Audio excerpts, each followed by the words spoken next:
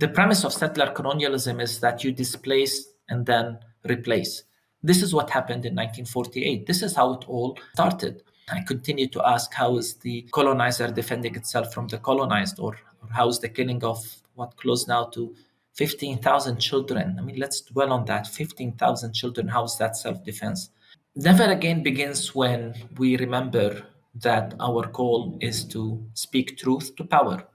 I find myself right now in this position of having to challenge the church to be the church and to rediscover what it means to follow Jesus.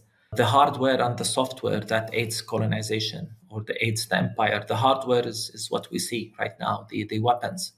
But there is the software, and part of that software is the theology. I think Israel functions with immunity, and this is part of the problem. And only when they know that they will be held accountable for committing war crimes, that they will think again before committing these war crimes, such as the siege and the starvation of Gaza. This is Musa Qureshi from the Watermelon Reports. We're honoured today to have a very special guest, the Reverend Dr Munther Isaac. He is a Christian Palestinian pastor from Bethlehem. He is also a widely travelled scholar. He has a master's from the United States and a PhD in theology from the United Kingdom. He's also a social justice activist. He is the director of the Christ at the Checkpoint conferences, and he sits on the board of KYOS Palestine. Reverend Dr. Munther Isaac, welcome. Thank you, Musa, for having me. Thank you. You have really tried to provide some ethical and moral guidance to the world during this dreadful conflict in Gaza. And you've said that Gaza has become the moral compass of the world. Can you explain what you mean by that?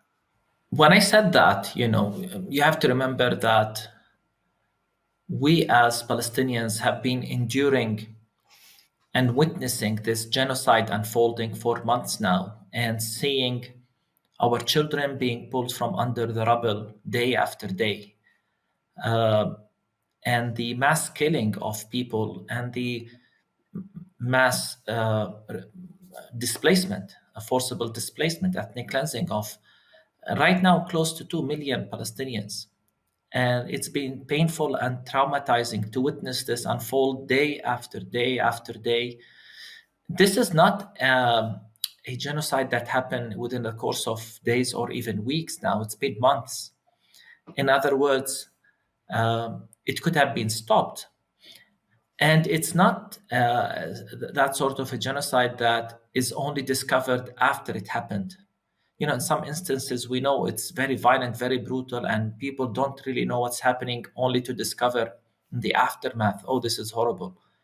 This is not the case in Gaza, because the people there are broadcasting everything live to us. There are courageous journalists who are recording everything. Everything is there to see. The whole world is witnessing, yet it continues. And when I said Gaza has become the moral compass, it's because it divided our world. And to me, there's something foundationally wrong with our humanity, with our collective humanity, when we're okay with the killing of children in this magnitude, when we're okay with the starvation of an entire population and the total destruction of a civilization by destroying universities and hospitals, and big living compounds. If you're okay with that, and if you continue to justify that, there is something wrong with your ethical standards, I would say. And this is why I said Gaza has become the moral standard, because how can you continue to defend and justify that? Now, there is a difference, I would say, and I had this conversation with many church leaders, for example. I say, okay, if this was your position, that this is self-defense and Israel is going after Hamas militants, if this was your position the first few days, the first week, the first few months, few weeks, maybe the first month or two, then I understand. But it's been now 6 months, and Israel is clear in its intention. When will you realize that what's happening is not a targeted attack on Hamas militants, but it's an assault on everyone in Gaza. So if you continue to justify that or defend it, there's something seriously wrong. And if you're not moving with everything you have to stop it from happening, at least condemn it, there's something foundationally wrong with where you stand. And as such, I say and continue to say, Gaza has become the moral compass of our world. So that's a very powerful and compelling explanation that you've given. In the West, our governments and our media have tried to characterize this as really as a battle between good and evil, between civilization and radical Islam. What is the Christian experience? And I'm talking about Palestinian Christians who live in Gaza. What is their experience of this devastating war on Gaza? And what does that teach us about the real nature of this conflict? Because presumably the Christian community in Gaza is not part of radical Islam. Can you give us an account of what's actually happening there to the Christians in Gaza? Well, first, we have to address this characterization because I think at the heart of it is an attempt to demonize Palestinians. And once you have done that, you can justify the unjustifiable, namely the genocide in Gaza, because you're not doing it to normal human beings or good human beings. You're doing it to, as some have characterized it, I'm sorry to say, as they said, they're animals. So once you manage and succeed in the rhetoric of demonizing Palestinians, you are able then to justify what you're doing. This is the real reason behind it. And it's also a way of distorting the whole narrative and taking the focus from the real causes of the problem, namely the colonization of Palestine and the siege on Gaza. The whole narrative has focused on, especially in the Western media, has focused and isolated October 7th as an isolated event. When you watch the cover of Western media of the Gaza genocide, and if you're not aware of what's happening, you get the impression that Palestinians and Israelis have been living in peace until Hamas militant out of nowhere attacked and killed Israelis. But this is not the case. You have to look at the context. You have to understand, how did we get here? What preceded all of this? Not just the immediate siege for 16 years, now 17, but the whole more than 75 years of occupation and ethnic cleansing of Palestine. The fact that the people in Gaza themselves are refugees. So we have to understand why this is being done, namely the demonization of Palestinians, because it makes everything you're doing acceptable and justifiable. And I hate the fact that it was only, that. Let me be careful here. I hate the fact that we have to use the presence of Palestinian Christians in Gaza to challenge that rhetoric, as if only Christians are the good ones. And yet somehow this is the way many people wake up when we point out that there are Palestinian Christians in Gaza who have been also targeted, who have been killed in this war. But my point is that you don't need to point to the Christians. Palestinians are not evil. We're not fighting Jews because of their Judaism or because of a religious battle. The problem Palestinians have is with Zionism and the occupation. You have to understand that context, and you can't just demonize an entire population like that. It's very painful to watch how Palestinians have been dehumanized, even demonized in this war. And when it comes to the Palestinian Christians in Gaza, as I explained, they are part of, they are the target of everything that's happening, because this war has proven that nowhere is safe and nobody's safe. To the extent that church premises were destroyed, the church campus in the Orthodox Church was hit, collapsed, killed 18 people, including 9 children. 2 women were hit by snipers at the compound, at the premise of the Catholic Church. I mean, what threat did they pose? Just tell me. So the Palestinians, as a whole, have been the target of this, and this includes the Palestinian Christians. They've lost their homes, and they are now telling us of actual starvation.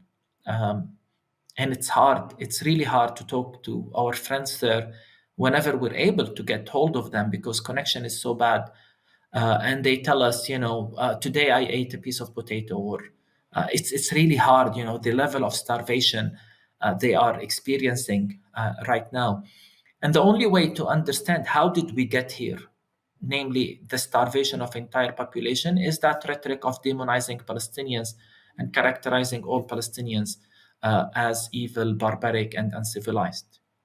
So I understand this is obviously something far more complex than the way that it's been characterized by the Western media. For you, do you see this as a colonial war, as a racist war, as a war of religion, as a war of morality versus immorality, civilization versus barbarism, democracy versus non-democracy? How it's a big question to answer, but how would you characterize what's happening in Gaza now?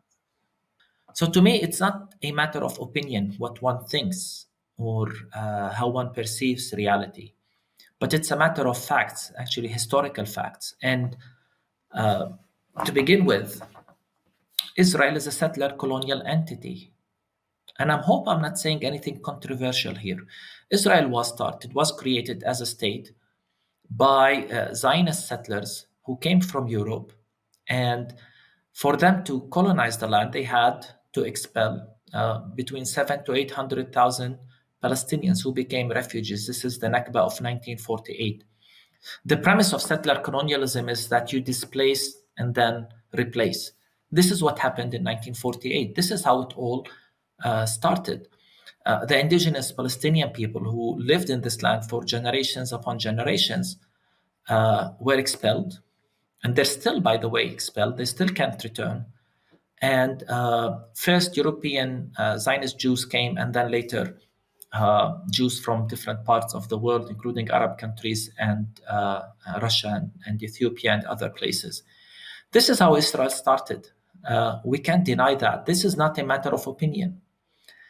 And this is the root cause of all the problems we have. I always say, Musa, that there are 2 misconceptions that people have about what's happening here. And both of these misconceptions are found in the way people characterize the situation, precisely when they call it the Palestinian-Israeli conflict, or when they call it the religious conflict.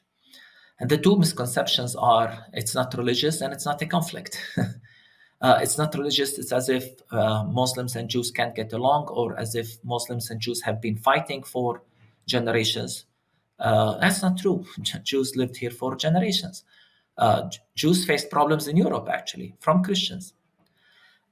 So it's not that Muslims and Jews can't get along and that's why they're fighting. And second, it's not a conflict, because a conflict gives the impression that there are 2 equal sides of the sides, 2 entities fighting. But in reality, there is one side colonizing an indigenous side. There is one state that has been dominating the other. Yes, we do have some sort of self-rule within small areas of the land in the West Bank. Gaza, some think Gaza was not occupied before October 7th. No, Gaza was occupied. Gaza was besieged. You couldn't get anything into Gaza without the approval of Israel and Egypt, of course, from one side. So the Palestinians have a Palestinian authority, but the ultimate authority, even in the West Bank, belongs to the Israeli military. So it's not a conflict. And the other way I would characterize it is the way many international organizations, human rights organizations, and legal organizations, and United Nations studies, they have characterized the reality on the ground using the term apartheid. And again, apartheid is not an opinion. People ask me, do you think this is apartheid or not? I say, it doesn't matter what I think. Apartheid has a legal definition. And we need to ask, do the categories that apply on this definition, do they apply on what's happening on the ground? And you've got Human Rights Watch, Amnesty International, many United Nations reports, many Israeli human rights organizations, including B'Tselem and Yesh Din and others. And before that, many Palestinian legal experts and human rights organizations have done that. But of course, no one listens to Palestinians. And until B'Tselem said it, people began listening, and then Human Rights Watch and Amnesty International. So when you've got all these saying it's apartheid, and you continue to ignore that fact, you have to ask a question: does the international law really matter? Does it apply to Palestinians?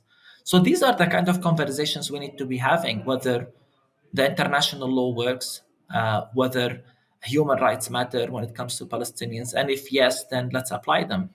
Let's apply these principles. The problem is that in the Western media, all of this is ignored, and the discourse have been shifted into one of religious war, good versus evil, Israel defending itself. I continue to ask, how is the colonizer defending itself from the colonized, or how is the killing of what close now to 15,000 children? I mean, let's dwell on that. 15,000 children, how is that self-defense?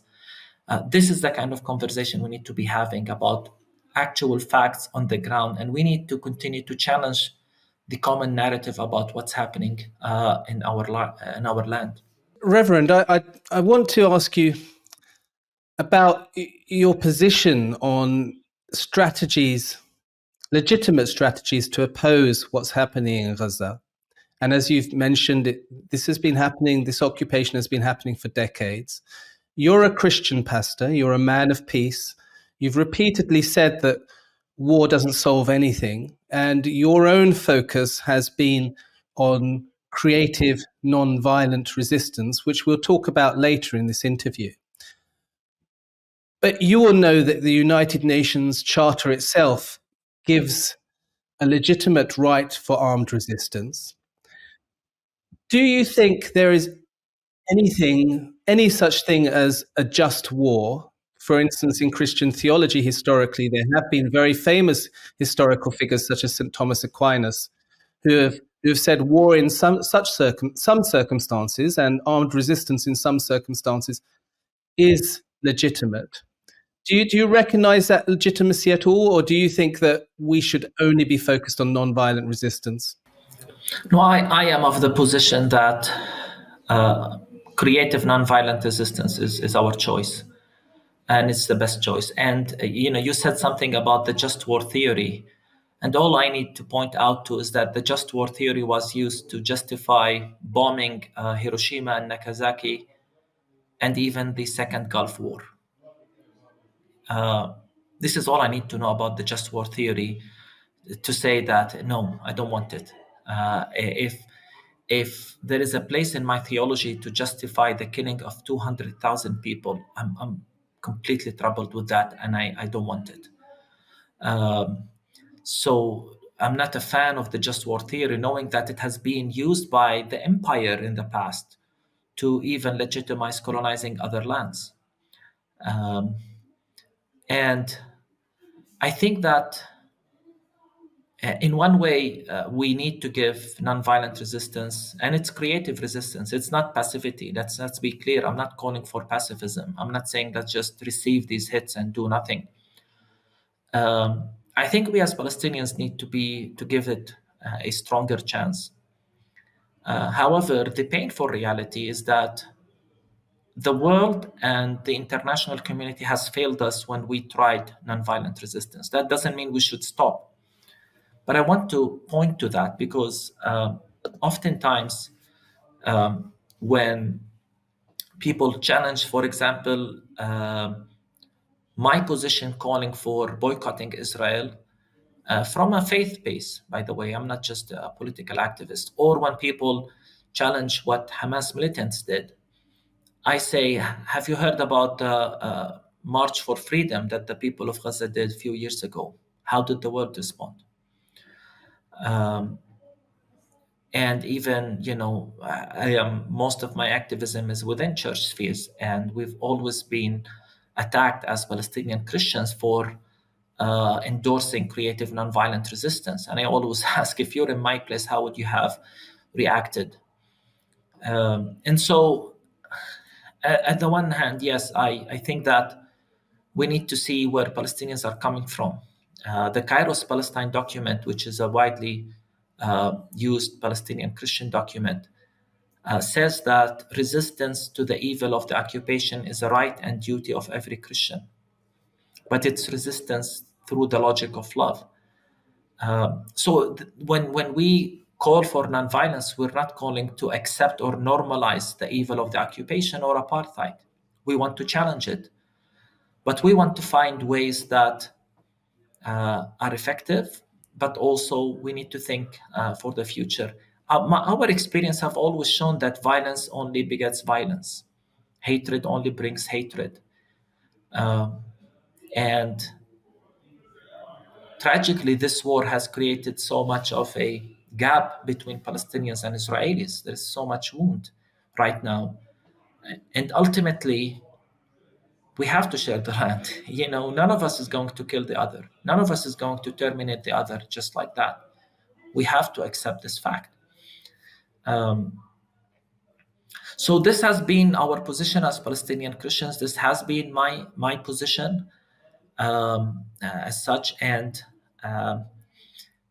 the fact that my fear is that armed resistance will ultimately bring, unavoidably even, the killing of many innocent people. And I can't just condemn one side for killing innocent people and ignore the killing of innocent people by the other. So this is where I stand, based on my full conviction that yes, we need to challenge, resist, unsettle the occupation. We need to challenge the structure of apartheid, and we need to capitalize on the growing support to the Palestinian creative nonviolent movement right now around the world. We need to hold Israel accountable for what it's doing, and there are effective ways to do that. And I hope the international community does not fail us this time as we try to seek justice and freedom.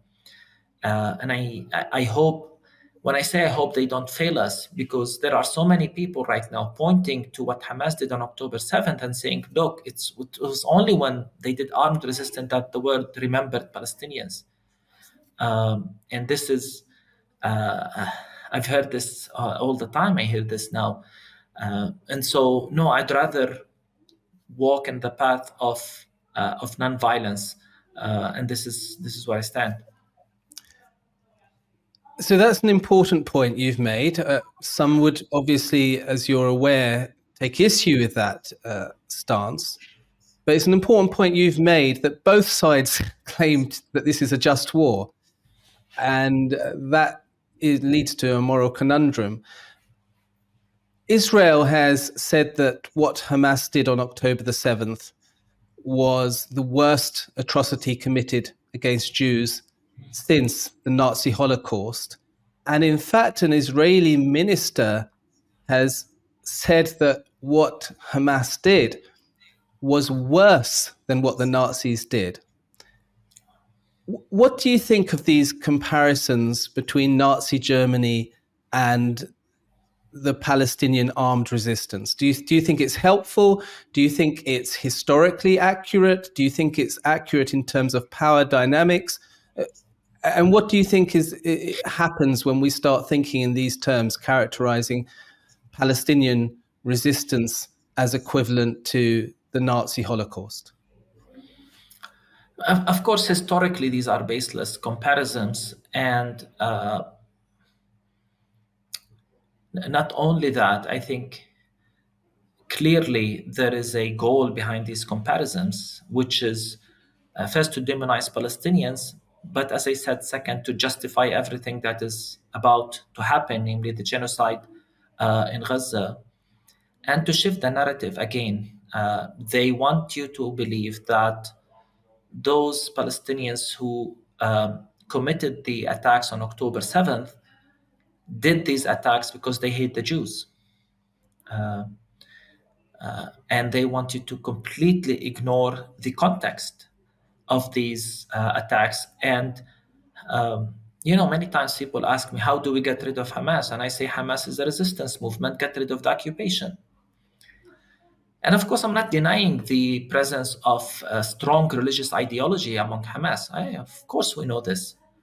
But Hamas was started as a resistance movement. We have to see this. And it's not as if Palestinians wake up saying we hate the Jews. No, Palestinians wake up saying we hate the occupation. And this is an important distinction to make. Sadly, as you said, I mean, Israel has used this tactic. And one of the things that is often missed even in this conflict is how even, the attacks on October 7th were horrifying enough. Many people were killed in a horrific way. Children were killed, children were kidnapped. But then when you realize that Israel, in the first week of October 7, spread the lie that 40 children were beheaded, and it makes you question, why did they say this lie? What's the reason behind it? What's the motivation? It actually also makes you question anything that comes from Israeli sources about this war. But that's a different question. I think, again, behind that is the characterization of Palestinians as barbaric, as animals, and as you said, as even worse than the Nazis, who, let's be clear, the Nazis killed 6 million Jews out of pure hatred. They were not threatened by the Jews in Europe. The Nazis came from a hateful racist ideology, and anti-Semitism translated into this not just hateful ideology, but this clear genocide, the Holocaust. This is not the case for Palestinians. The Palestinians are the indigenous people who were colonized, and they're responding to a historical incident, which is the colonization of their land. There is a big difference between these two. And the worst part in all of this is when Western channels, media, or even in some cases churches repeat this. And the audacity of Western Europe to call Palestinians anti-Semitic or to lecture us on anti-Semitism, when not only it has been their problems for years and caused the Holocaust, that's still their problem. They still have anti-Semitism in Europe. And then to have the audacity to lecture us Palestinians on anti-Semitism is appalling to me. Don't lecture us on. And the problem is that rather than repenting from anti-Semitism and dealing inwardly with it, they are repenting on our grounds. They exported the problem here and shifted it with support to Zionism. There was a very telling and moving image a few days ago from a demonstration in Germany where the police stopped. Not that it wasn't a demonstration, it was an event that the police stopped. And it was an event in support for a ceasefire, I think. And the police arrested those in the event, including Jewish activists from Jewish Voices for Peace in Germany. And as they were arrested, these Jewish activists, I couldn't help but think, is this about fighting anti-Semitism, or is this about fighting anti-Zionism? And it shows how, as I said, Europe hasn't dealt really with anti-Semitism, and instead they think, let's support Zionism, and this is our redemption. No, this is not your redemption. You're continuing with this racist rhetoric, and now the Arabs and Muslims are the target of it, and even anti-Zionist Jews are the target of your assault. So we need to be careful how on the power of narrative, and how this conflict, as you said, narrative was used in a powerful way to shift the discourse into one of hateful Arabs, Palestinians trying to kill the Jews. Yeah, so definitely what's happening in Germany is particularly worrying. Unfortunately, Germany is historically responsible for genocide against the Jewish people and other minorities during World War II. It has carried out genocide in Namibia, and it appears to be now supporting genocide against the Palestinian people. Putting politics to one side in terms of political entities such as Germany, I just want to go to the Christian establishment, because I know that you have been quite prominent in speaking out against the response of some organized churches to what is happening in Gaza. It's very interesting for me that religions often start as quite revolutionary movements, not necessarily violent revolutions, but revolutions in terms of beliefs, in concepts, in teachings. So, for instance, Jesus very famously and arguably brought about a sort of social revolution. And then gradually, what appears to happen to many religions over time is that a sort of hierarchy and organization and institution develops, which allies itself to political power, to financial wealth, and forgets about the original teachings on which they were founded. Do you think it was inevitable that the Christian establishment would endorse what Israel is doing in Gaza, just as they quite shamefully endorsed, or at least failed to stand up against what happened in Nazi Germany? Yes. What's interesting is that, so I'm a Bible scholar, is that this is actually a biblical phenomenon. And I look at the Hebrew scripture, and in it, when the Israelites of the Bible asked for a kingdom, uh, according to scripture, God says, "Why do you need a king? I am your king. And I created you as a kingly priesthood, as a royal priesthood. You're all kings. Take care of one another." And they said, "No, we want a king." And he said, "No, but the king will create an army. He will take your children to battle. He will own the land. He will take your daughters as wives. Um, he will tax you and so on." And they said, "It's okay. We want this." So it seems that there's always this tension between faith and then creating some sort of an empire or kingdom, even in scripture. And then I think of the idea that Jesus' message in the New Testament is mainly about a kingdom, but it's a different kingdom, a kingdom that challenges that of Caesar, a kingdom of meekness, of those who are thirsty for justice, of peacemakers. But throughout history, um, yes, you're right. Religions sometimes choose this path. In Christianity, we talk about Constantinian Christianity. And you find it in other religions as well, where you become allies with the empire. The idea of never again, many times people look at it as never again to racism, to demonizing, to genocide. But never again begins with never again allying with the empire. And you're right. This is precisely why the church in Germany was silent, with some exceptions.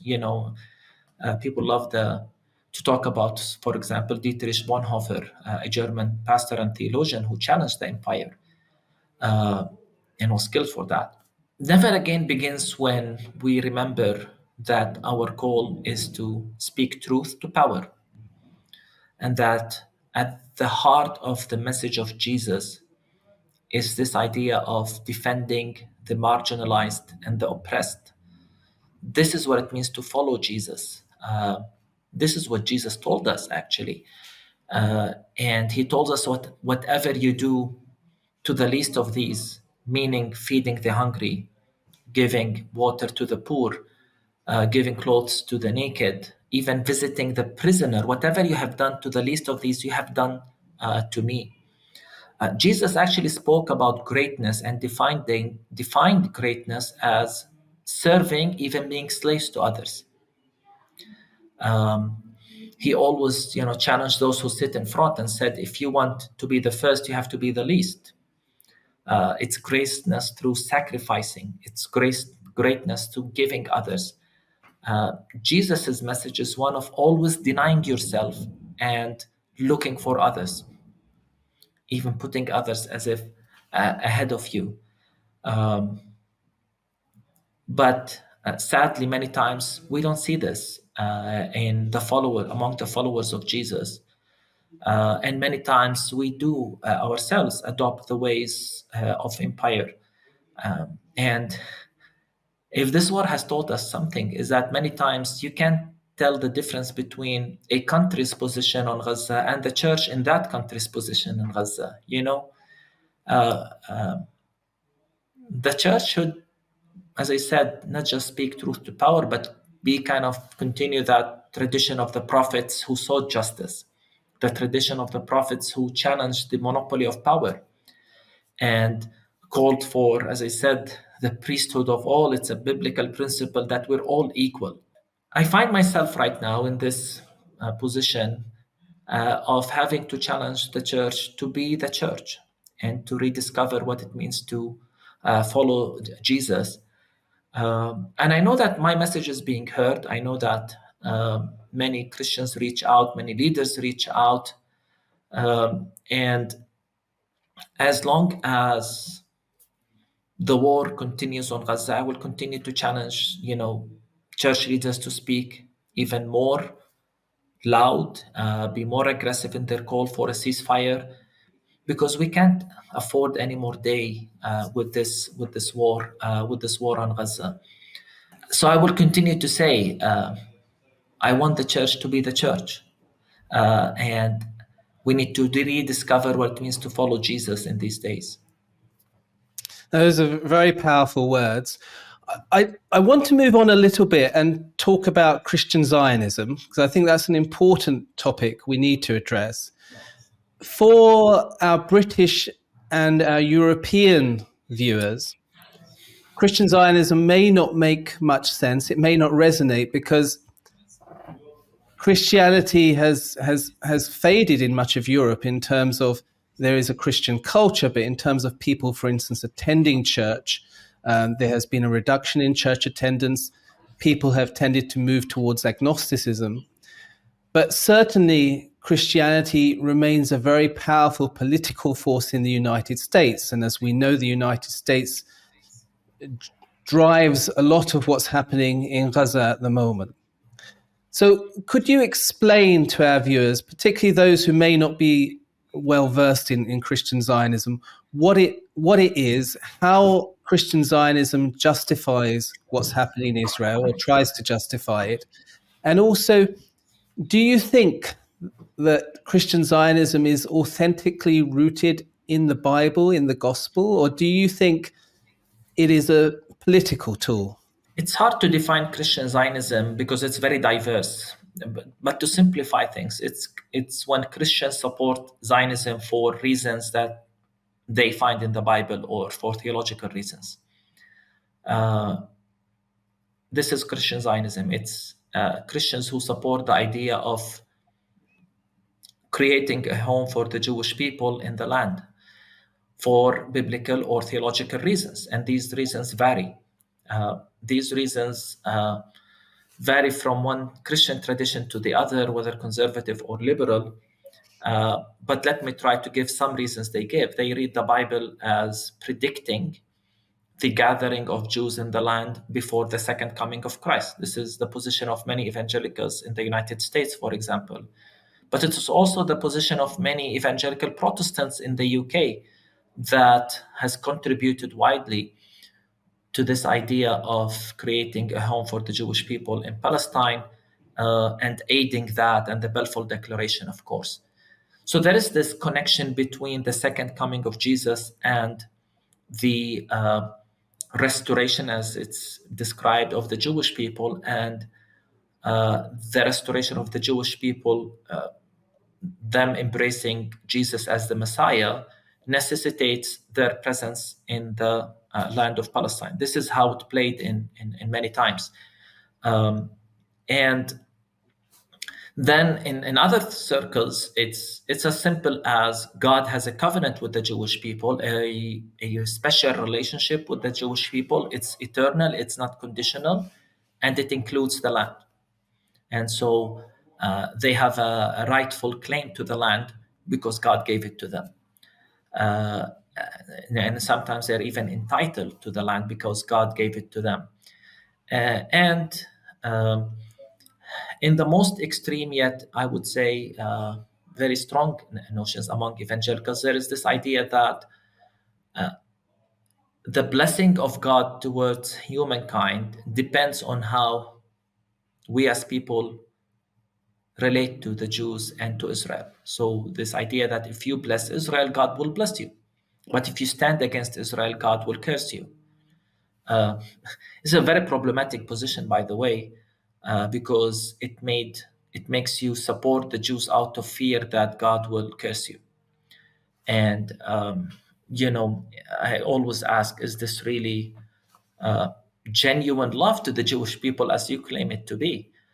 When you're only afraid, or when you even want God to bless you financially, uh, or finance you as a nation, as many American politicians say.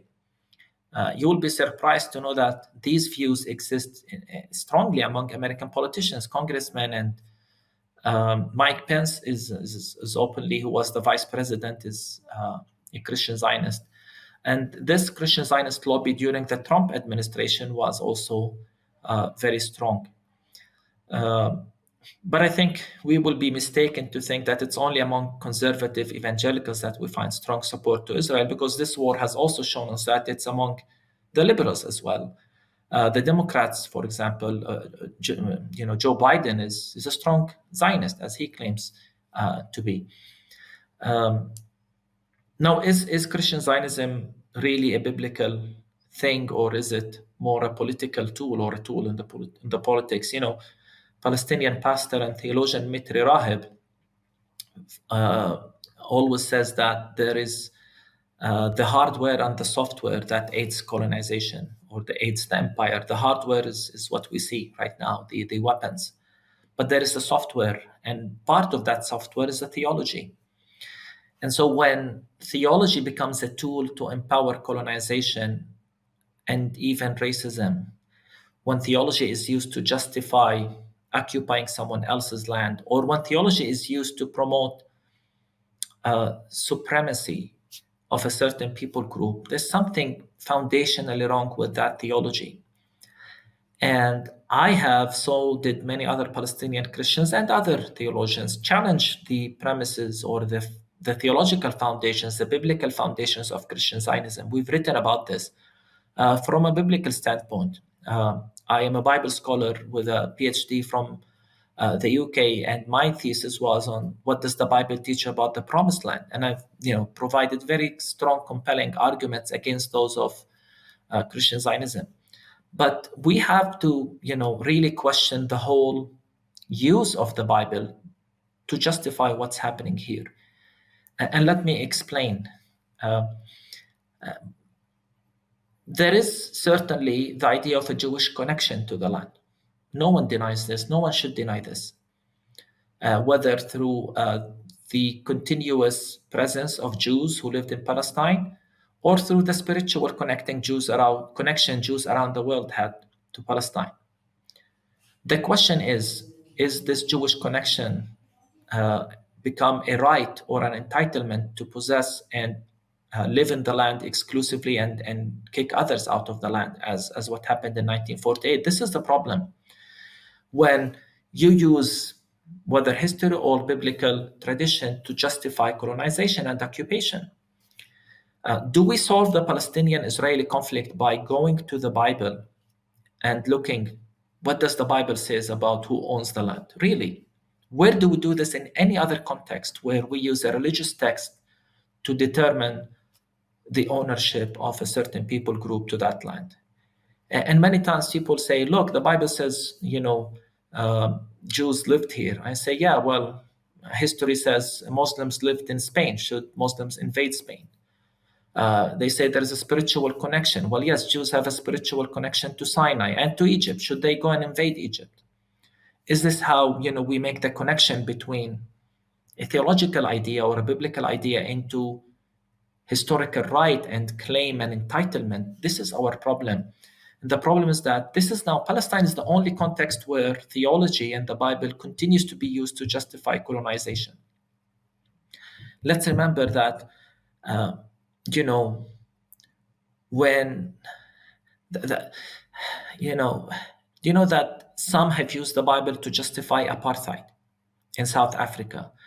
I mean, it's unthinkable to me that the God of love, the God who doesn't show favoritism, that you could think that God would make certain people superior to others, which is what apartheid is. It's just unthinkable. But then somehow people still use that idea here in Palestine. Now, is this what the Bible says? Of course not. Um, you don't have to be a Bible scholar to realize that the Bible does not promote superiority or supremacy, and that the Bible does not promote a tribal God who chooses sides based on nationality or even religion or ethnicity. And recently, I was in some sort of a forum or debate, and the question was, how strong is the biblical case for Christian Zionism? And my response was, which shocked many. Zionism today is an ideology that has created a system of apartheid, of exclusivity. And if we take Zionism for what it is, what it says, and what it practices on the ground, then my answer to the question, how strong is the biblical support for Zionism or Christian Zionism, is it is as strong as the biblical support for apartheid. And if we're all appalled by that idea, then let's think what Christians have been doing by supporting Christian Zionism for all these years. They have been supporting an idea of a God of favoritism for one group against the other. This is the essence of the apartheid practice today. And Christians who support Christian Zionism really need to reconsider what they are endorsing. I want to move on and talk about Palestinian theology specifically. Traditionally, Palestinians almost seem to have a disconnect between Palestinian Christians had a disconnect between their religion and politics. So there have been very famous Palestinian Christians, such as Edward Said and others, who have opposed the occupation, but from a secular perspective. Can you tell us about Palestinian theology, give us a brief summary, and help us understand how you think the Palestinian experience is relevant and connects with the gospel? Yeah. Well, I would like also to point before answering to a very important book that came out last year here in Palestine by a good friend of mine by the name of Khafier Abu Eid, that traces the Palestinian Christians in the Palestinian liberation movement from the 30s and 40s. And the role they played in diplomacy and in many other circles. I mean, he traces down many, many Palestinian Christians who were very involved until, of course, the book ends with the second Intifada. And those who wrote about Palestinian theology and its narrative have always pointed to the presence of strong Palestinian Christian theological voices and clergy who, out of their faith, were very active throughout our recent history, the last 100 years.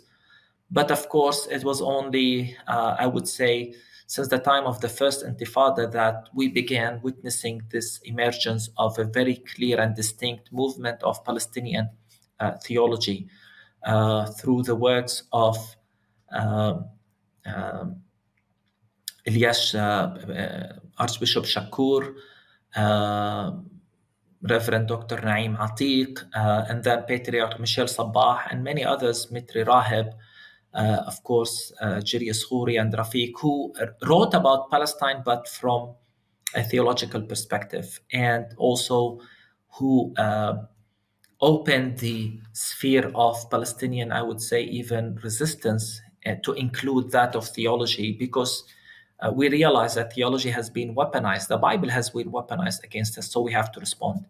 And so writing theology has become part of our national identity, but also our resistance to the software of the occupation, again, to borrow the metaphor from Reverend Mitri Rahib. And Palestinian theology today is a multi-generation movement of many who study the Bible in its Palestinian context. I wrote a book on Palestinian theology, and in it I say there are at least two elements to that method of what is a Palestinian theology. One is relating or connecting faith with context, answering questions that are related to our context. So, for example, the occupation, how do we respond to the occupation? How do we resist nonviolently? For example, also it goes even beyond that. How do we live with our Muslim neighbors? What does that mean in the Palestinian context precisely? And we talked about pilgrimage. What is pilgrimage? What's the significance of the holy sites? We talked about the land, chosenness, all these issues. So we try to read the Bible to provide answers to the questions people ask all the time. But then there is also the whole idea of reading the Bible through Palestinian lens and through the Palestinian experience. So on the one hand, I want to use the Bible to comfort those who experienced the Nakba of 1948. But at the same time, I want to read the Bible through the lens of the dispossessed and the suffering. And as if discover the God of justice and liberation. And sometimes, when it comes to very simple points, everyone reads the Bible through their own experience. A small group could feature someone who just lost a dear friend or a relative, a parent, and someone who hasn't gone through that experience, and they both would read the same text in a different way based on that they're experienced. And when we remember that Jesus lived under a context of empire and occupation, and under the context in which there were many even uprisings, you realize how close we are and how close our experience is to the biblical experience. And we see that the Bible actually, being Palestinians, gives you this special or unique lens through which you can unpack the teachings of Jesus. And so today we try to read the Bible through our experience, and through that also challenge the Western reading of Scripture, which many times actually reflects a colonial mentality. So today, Palestinian theology is widespread. It's being actually taught in other universities, and it's being a phenomenon that many are studying. And here in Palestine, it's a multi-generational phenomena of people in their 80s to people in their 20s who write and engage and lead conferences in this regard. Thank you. And it's fascinating for me that Jesus was born in Palestine, and if there is here 2,000 years later, if there's any people in the world who are experiencing the horrific and systematic oppression that was experienced by Jesus and the early Christians under the Roman occupation, for instance, those terrible stories we're all familiar with about the Christians being thrown to the lions, women and children. If there's any people in the world today who are living that today, the brutalities of colonial empire, it is the Palestinian people. And certainly I think Palestinian theology could teach us much about the message of Jesus. Can you explain to us about the KYOS document, the importance of the KYOS document and the KYOS organization, what it says about Christianity, what it says about the occupation, what it says about creative non-violent resistance? So KYOS document and the KYOS movement is actually a movement and a document published, a 20-page document published in 2009 which brought together multiple voices of Palestinian Christian leaders, activists, and theologians. And at the time, Palestinian Christian leaders realized that there are many strong voices, uh, but it would help if they come together and speak in one voice and create some sort of a manifesto that represents Palestinian Christians. And so 16 leaders met from different church backgrounds, traditional Orthodox Catholics, Protestants, evangelicals, young and old, male and female, men and women, and wrote the KYOS Palestine document, a message of faith, hope, and love. And the document was written in Arabic first and addressed to Palestinian Christians, but also there were sections that were addressed to the world. And because of that, it became a global movement of people centering around that document in support of the plights of Palestinian Christians. And the document is a small representation, but it's maybe the best representation of Palestinian theology. The idea of who God is, the God of all, the God who does not show favoritism. By the way, the document begins with explaining the context back then and really situating the Palestinian Christian voice within the context of occupation, settlement, expansion, and the crisis of the refugees and so on. But then it promotes this faith vision, who God is, what God calls us for, calls for hope, to maintain the hope, but also, as you know, calls for engagement for Palestinian Christians to engage, not to be distant, and in particular for the idea that I shared already, the creative nonviolent resistance through the logic of love. Resistance that sees the humanity of the enemy and seeks to transfer the enemy from a foe into a friend. There was strong messages to churches around the world to support our plight for justice and peace. There was the call to come and see. Basically, don't do pilgrimage the traditional way, but engage with the people of the land, listen to our stories, and then go and share these stories. Part of the KYOS document is a challenge to all Christians to use their resources ethically, which actually led to many churches divesting their investments in companies that benefit from or function in the occupied territories. And many churches wrote official responses to the KYOS Palestine document, which, in a sense, as I said, brought all these Palestinian Christian voices, put them on the table in one document, and forced others to engage with us. So it's a really important moment in our history as Palestinian Christians. And today, I would say it's the most representative document that joins Palestinian Christians together. Out of that document, a movement was created. So I was not part of the original authors, but I'm very engaged with that movement today. I speak on behalf of, I talk about the document. We try to reach to church leaders around the world. We try to reach to the younger Palestinian Christians who maybe have been a bit distant from engaging in the public square, especially in the issue of the Palestinian cause, encouraging them to be involved from your faith.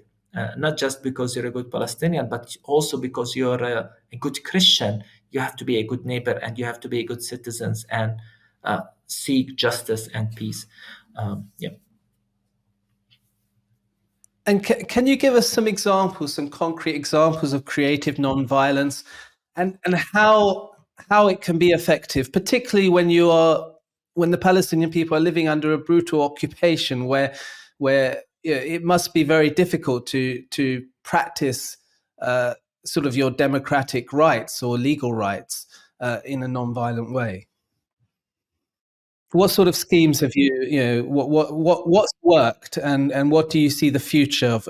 How do you see the future of creative nonviolence No, in the current? I think in our history, if you, when you ask what worked, I think the first Intifada is widely considered a non-violent resistance. I'm not saying there was no violence in it, but it's widely demonstrations in the streets and sit-ins and strikes, and it led to the first, to the Madrid summit and meetings. And I think that had we continued with that path, we would have maybe achieved more.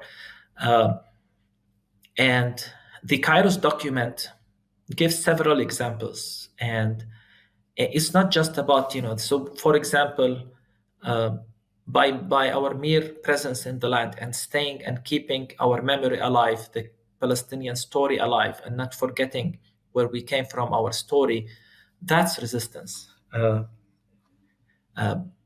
Celebrating our culture, our art, our cultural identity, our music, our poetry. That's part of our resistance. We look at even the presence of the church and the continuation of the church. That's important. Civil disobedience was widely used in the first Intifada, especially by, for example, the example that everyone uses is that of Beit Sahur, where Christians and Muslims came together for civil disobedience, stopping back then paying the tax and so on. And the document also points to the call of the Palestinian civil society, the BDS movement, um, as a good example of this creative nonviolent resistance. I think Israel functions with immunity, and this is part of the problem. And only when they know that they will be held accountable for committing war crimes, that they will think again before committing these war crimes, such as the siege and the starvation of Gaza. So the idea of sanctioning or boycotting Israel, I think, will ultimately help if we all unite, and that's why uh, one of the signs of hope we point to today is not the fact that some politicians are beginning to talk about Palestine, or the fact that, for example, David Cameron a few months ago said we need to reconsider our stance when it comes to a Palestinian state and so on. I think the biggest hope is the grassroots movements, the growing grassroots movements that we see around the streets in many universities. And what's really encouraging is that in many cases, these grassroots movements are led by anti Zionist Jews themselves, young Jews who, for example, in the United States, they're calling for boycotting Israeli academics and uh, endorsing fully the BDS movement. I'm talking about American Jews, especially young American Jews. I think that if we put our efforts there, if we put our efforts on challenging the narrative of the others, and in my case, if we continue to mobilize churches to speak in a stronger language, and I hope people from all faith traditions, sometimes, we ask, we need more Muslims and Jews talking from a faith standpoint, why this is not fair, this is not just, why this, for example, the war should stop. I think ultimately it will lead to results. Thank you for that. That does actually lead me to my final question.